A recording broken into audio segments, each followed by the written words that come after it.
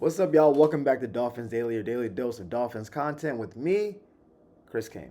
Let's talk about the draft, man. We've gotten to it a little bit, but they keep changing projections. I mean, they've had the Dolphins drafting like 9 different people, right? So, in the most recent write up by Daniel Jeremiah, who, if you don't know him, he's in that Todd McShay, Mel Kiper tier, not maybe not tier. He's in that group of people who they're just plugged into the draft. They're talking to scouts. They got people on the inside. They do the sources say. Sources say they could be going somewhere. And who's the source? I can't say. It was a source, but I can't say. But they said something's about to happen. And that's basically how reporting is done. And every blue moon, they put like a name on that bullet, like that guy said it. And it's like, okay, now I can go interview that guy, right? So in the most recent draft projection, he has the Dolphins taking Tyler Booker at 13. Now, I guess y'all know I'm an SEC guy. So Booker plays at Alabama or played at Alabama, and Alabama's had a pretty good run of good O linemen, especially like in the interior because Alabama runs the ball. Um, the last 7, 8 Alabama running backs, you can basically start from maybe Trent Richardson on. That's probably like a 15-year run of good running backs. I mean, the Jameer Gibbses, the Derrick Henrys, the Mark Ingrams. Don't get me started. Like Josh Jacobs, like they run the ball over there, right? And so they're usually really good on the interior. They also usually are very physical. And up until this past year, Nick Saban coached, right? And I trust most Alabama prospects because of Nick Saban. I just think that he has always been pro. I know we can't say Nick Saban for the Dolphins, but in general, Nick Saban is very disciplined. Do your job, lock in, right?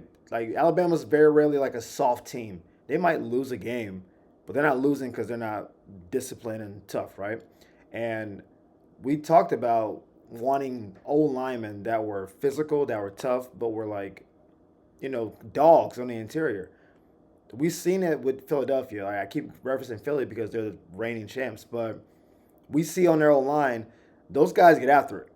Like, there's no, oh, I blocked my guy and I'm going to stand still. It's like, I blocked my guy. Can I go attack a cornerback? Was that a linebacker slipping? Like, they maul people, right? There's something to that.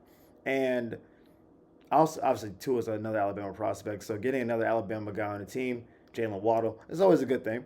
But in this case, what he does well is pass block, physical, and apparently within the building. Like people who coach him are like he's like a leader of the O line. Typically, the center is like the main leader, right? Because they call it the protection. But the people say, hey, this guy's a leader, strong voice, good pass blocker, good run blocker, big and physical. That that's a match. That's not a potential prospect. If you give him 3 or 4 years, maybe possibly that's a hey man, we need you to do your job. I don't know what time. I don't know what the first game, September 16th ish. First game, I need you to come in and do your job. And I think if we decide to go in this direction, I'm okay with it. I think it's a good play. Now, I'm actually going to out of order a little bit. Sorry about that. Um, if the Dolphins don't go O line at 13, Jeremiah said there's an alternate scenario where if Miami decides organizationally to change it up a little bit, right? We signed a bunch of D tackles to 1 year contracts this year, and we don't know who's coming back and who isn't, right? So whoever comes back, it's not going to come back on another 1 year deal. They're going to want some kind of security, right? You play for a 1 year contract to kind of prove yourself, like, hey, maybe I left for another team on bad terms. Maybe I just got injured. Maybe I'm getting older.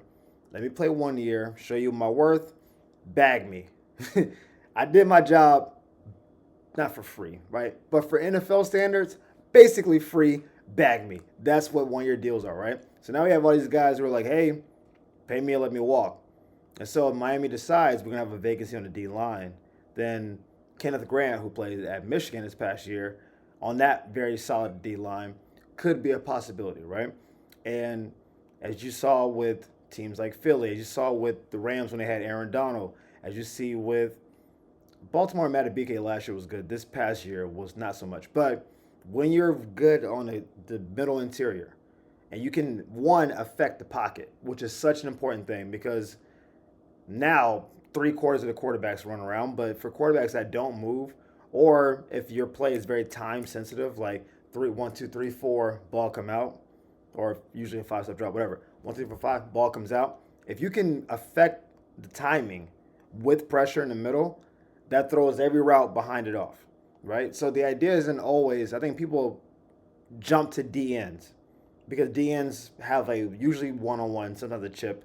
They get around the edge and they're right at the quarterback. But if you can squeeze the pocket from front to back, then you can actually force the quarterback to drift backwards because a lot of quarterbacks don't step forward in the pressure. Like Tom Brady was great at just leaning into it and kind of stepping over it, which is why Tom Brady's Tom Brady. But nowadays, I don't know if this is O-line coaching or quarterback coaching. I don't know what's happening. But when pressure comes here, these guys go that way. They start drifting. They like, oh, I'm getting 20 yards back. I mean, Mahomes does it maybe to the highest level because his arm is so strong that he's like, I can afford to go 10 yards back and then still make a good throw. Josh Allen does it, like Lamar does it, right? But one, you got to be basically a superhero at quarterback to do that. And two, you're not going to be as accurate backing up and making passes, right? So if Miami's philosophy shifts to, hey, we don't think we're going to score as much this year, we got to be really good on the D interior, then I think Kenneth Grant has the upside to be like the best interior D tackle in the draft. I watch Michigan play because I don't know. Like we get Michigan games out here sometimes. And when I saw him, I know Mason Graham is like, that's the one that everyone thinks is going to be like the big hit, right? All American, all the intangibles, right? He looks the part. But there's whispers that, hey, Kenneth, this might be. Remember when USC had Clay Matthews? Oh, there's two other linebackers. I can't remember now. Oh, AJ Hawk. No, he was at Ohio State. Nope.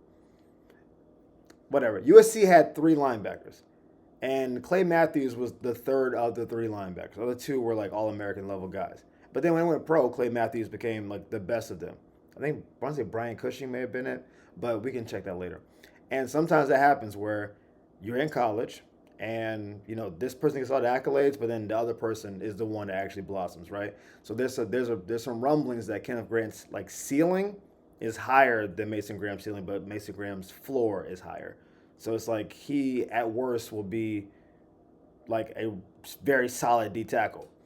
At best, he can be like a game wrecker, right? So if Miami wants to go that direction, I don't hate it at all. I've told you guys many times I'm a trench-based person.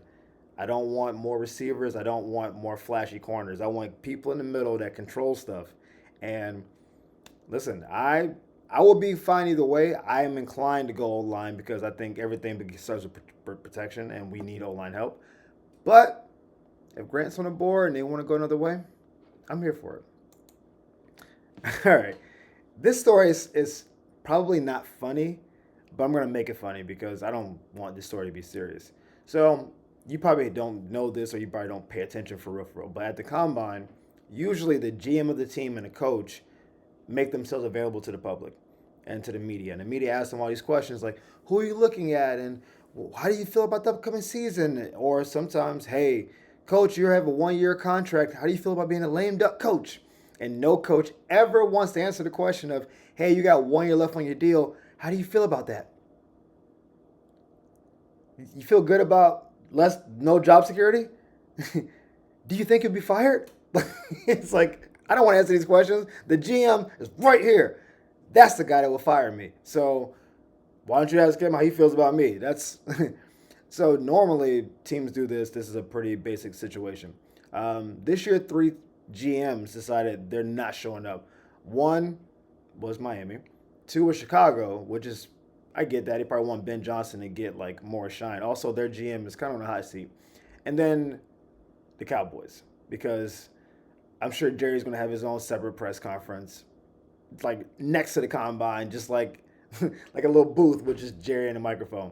And he's like, let me get attention. I don't want the Combine to have the attention. So I assume the Cowboys are doing some media-related stuff. But because Chris Grier, GM Grier, is not going to be there, everything falls on Coach McDaniel, right? And the question is, why isn't he there? There's no reason been given. He just said, I'm not doing it. And some of it might be very much under fire in the offseason. He was under fire last season. People said, hey, you made the playoffs and you got smoked. What are you going to do in the offseason? Very little. And then now what?